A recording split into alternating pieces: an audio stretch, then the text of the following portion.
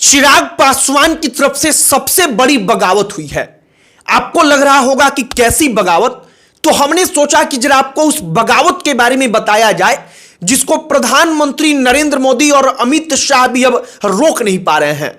दरअसल चिराग पासवान उस press conference का बायकॉट करते हैं, अपने नेताओं को निर्देश देते हैं कि उस प्रेस कॉन्फ्रेंस में आप लोग मत जाइएगा जो भारतीय जनता पार्टी की तरफ से एक संयुक्त प्रेस कॉन्फ्रेंस बुलाई गई थी जिसमें एनडीए के तमाम घटक दलों के नेताओं को पहुंचना था।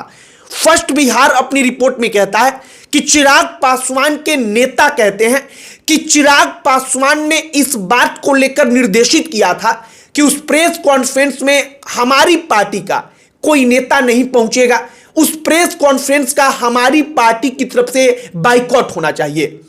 अब यह सब कुछ क्यों हो रहा है? चिराग पासवान आखिरकार किस डिमांड के कारण यह सब कुछ कर रहे हैं, या अंदर खाने उनके मन में क्या चल रहा है?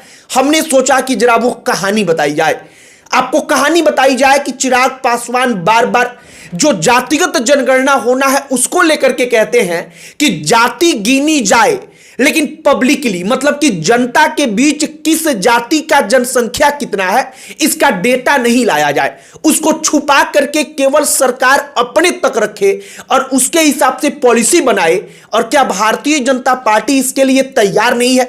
एक और बात, चिराग पासवान को क्रेडिट का डर है।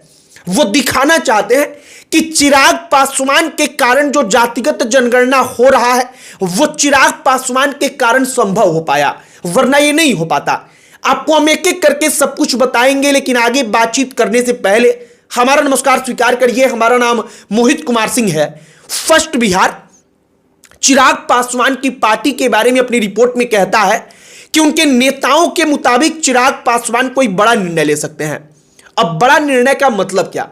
बड़ा निर्णय, चुनावी साल है तो यही हो सकता है कि वो भारतीय जनता पार्टी के खिलाफ ही उतर जाएं, और चिराग पासवान एनडीए की खिलाफत कर चुके हैं। ऐसा पहली दफा नहीं होगा। और चिराग पासवान की महत्वाकांक्षा केंद्र में मंत्री पद की तो नहीं है, यह सबको मालूम चल चुका है।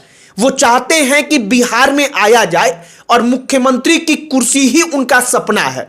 तो कुल मिलाकर के जो अब हो रहा है उसको देखा जा रहा है कि चिराग पासवान बगावत का ऐलान कर चुके हैं, प्रेशर पॉलिटिक्स की शुरुआत कर चुके हैं। अब होता क्या है सिलसिलेवार ढंग से जरा आप वो जान लीजिए। चिराग पासवान उस प्रेस कॉन्फ्रेंस में अपनी पार्टी के किसी नेता को नहीं जाने देते। जो प्रेस कॉन्फ्रेंस इसलिए बुलाई गई थी जिसके माध्यम से जनता को बताया जाए कि जो जातिगत जनगणना हो रहा है वो राष्ट्रीय जनता दल, तेजस्वी यादव, लालू प्रसाद यादव के कारण नहीं, बल्कि वो भारतीय जनता पार्टी के कारण, नीतीश कुमार के कारण हो रहा है, एनडीए के कारण हो रहा है।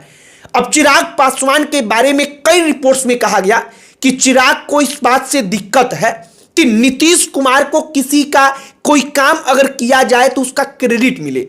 चिराग पासवान अपने नेताओं को निर्देशित करते हैं कि इस बात को लेकर के जनता के बीच संदेश दिया जाए कि केवल चिराग पासवान के कारण जातिगत जनगणना कराने के लिए प्रधानमंत्री नरेंद्र मोदी और भारतीय जनता पार्टी तैयार हुई, वरना बीजेपी इसके फेवर में नहीं थी। चिराग पासवान के कारण यह सब कुछ संभव हो पाया।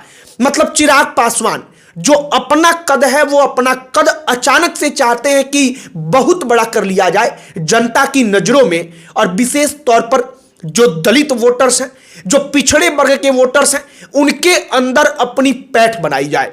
चिराग पासवान के बारे में कहा जा रहा है कि इसी कारण वो एनडीए के संयुक्त प्रेस कॉन्फ्रेंस का बहिष्कार कर देते हैं, बाइकॉट कर देते हैं। एक और चर्चा चल रही है कि चिराग पासवान ये नहीं चाहते हैं कि उनकी राजनीति केवल 2-4 सीट वाली ही रह जाए। मसलन उनके पिता रामविलास पासवान की राजनीति सिर्फ 2-4 सीट वाली बनकर ही रह गई। निश्चित तौर पर वो बड़े कद के नेता थे, दलितों में उनके जितना बड़ा नाम उस पूरे के पूरे दशक में बिहार में कोई दूसरा नहीं हुआ, लेकिन रामविलास पासवान उस ऊंचाई पर नहीं पहुंच पाए जहां पर वो पहुंच सकते थे। चिराग पासवान जानते हैं और इसीलिए वो 2-4 सीटों वाली नेताओं की धारणा से बाहर निकल करके चाहते हैं कि अब अपने आप को बड़े वोटर्स के बीच में स्थापित किया जाए। और यह सब कुछ तभी होगा जब चिराग पासवान कुछ बड़ा करेंगे। एक और बात है, चिराग पासवान एक ऐसी डिमांड करते हैं जो कई लोगों को खटकने लगती है। वो डिमांड ये होती है कि चिराग पासवान कहते हैं कि जातिगत जनगणना कराई जाए, लेकिन जातिगत जनगणना का जो परिणाम होगा, जो रिजल्ट होगा, उसको पूरे के पूरे देश की जनता के सामने नहीं रखा जाए। चिराग पासवान इसके पीछे का तर्क देते हैं। वो कहते हैं कि अगर इस प्रकार के डेटा को जनता के सामने रखा जाएगा, इस पर राजनीति होगी, तो समाज में केवल नफरत बढ़ेगी। केवल जाति के नाम पर लोग एक दूसरे की खिलाफत करेंगे, लोग एक दूसरे से दूर जाएंगे। और इसीलिए जरूरी है कि उस डेटा को केवल सरकार अपने तक सीमित रखे और केवल अगर कोई पॉलिसी बनाना है, कोई योजना बनाना है, तो उस वक्त पर उसका इस्तेमाल किया जाए। हालांकि यहां पर सवाल उठता है कि अगर जातिगत जनगणना होगा, जातिगत जनगणना का एक्चुअल डेटा जनता के सामने आएगा ही नहीं, तो कैसे सरकार कोई पॉलिसी बनाएगी तो ऐसा लगेगा जनता को कि हां ये पॉलिसी उनके फेवर में है। तो यहां पर चिराग पासवान का डिमांड भारतीय जनता पार्टी से अलग हो चुका है। और दूसरा, चिराग पासवान जातिगत जनगणना का क्रेडिट चाहते हैं कि उनको मिले, लेकिन भारतीय जनता पार्टी ऐसा होने नहीं दे रही है। और इसके कारण चिराग पासवान भारतीय जनता पार्टी द्वारा आयोजित उस प्रेस कॉन्फ्रेंस में अपने किसी नेता को नहीं भेजते जहां पर हर एनडीए के दल का नेता पहुंच रहा था।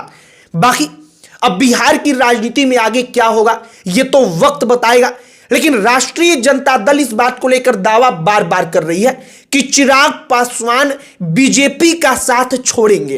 वो बार बार कह रही है कि चिराग पासवान और भारतीय जनता पार्टी के बीच सब कुछ ठीक नहीं है, और अब ऐसा प्रतीत भी हो रहा है। तो अब आगे देखिए क्या कुछ होता है। लेकिन फिलहाल जो 2-3 चीजें हैं कि कास्ट सेंसस हो, मतलब कि जातिगत जनगणना हो, उसका डेटा पब्लिकली जारी ना किया जाए, चिराग पासवान की डिमांड। दूसरा, चिराग पासवान अंदर खाने चाहते हैं कि जातिगत जनगणना का क्रेडिट उनको दिया जाए एनडीए के अंदर, लेकिन वो क्रेडिट चूंकि बंट रहा है, भारतीय जनता पार्टी अपने नेताओं के सर पर, नरेंद्र मोदी, अमित शाह के सर पर उसका सेहरा बांध रही है।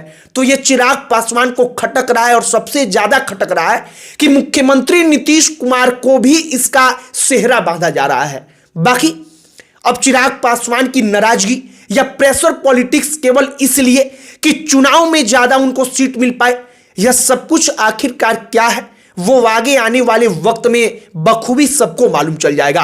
बाकी जो हमने तमाम कहानी आपको सुनाई है, इस पर आपकी क्या प्रतिक्रिया है, आप क्या कहेंगे, कमेंट बॉक्स में लिखकर बताइएगा।